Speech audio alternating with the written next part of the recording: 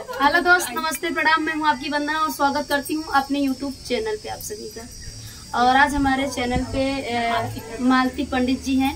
ये कहाँ से आई हैं? सुल्तानपुर जिला।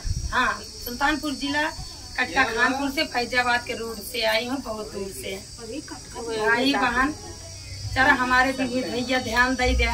आप लोग से रिक्वेस्ट है कि इनके चैनल को सपोर्ट करिएगा। और जो गाना मंगी है आप का हम दे। हर गाना इनको आता है और हर गाना आप लोग को सुनाएंगी। बहुत ही अच्छा भजन सुनाती हैं, कीर्तन सुनाती हैं, कुछ भी आपको जो भी पसंद आएगा तो जरूर बताना। ढोल भी बजाती हैं, अच्छा से ढोल बजा के गीत गाती हैं। काव्य प्रतिमा तिवारी जी हैं और इधर दीदी हैं। सगुन वीडियो को सपोर्ट करिए, आप लोग से रिक्वेस्ट है। सगुन वीडियो इनके चैनल का नाम है। 1 महीना टाइम बचा है, प्लीज आप लोग प्लीज कर दीजिए, बहुत मेहनत किए हैं। सगुन वीडियो को सपोर्ट करिए। एक दीदी इधर है, अनुपम तिवारी जी हैं, अनुपम तिवारी का लोकगीत। तो प्लीज एक दूसरे का सपोर्ट करिएगा। आज हम अपने चैनल पे ढोल बजा के बहुत धमाकेदार वीडियो गाना होने वाला है। कैसे लगेगा कमेंट बताना।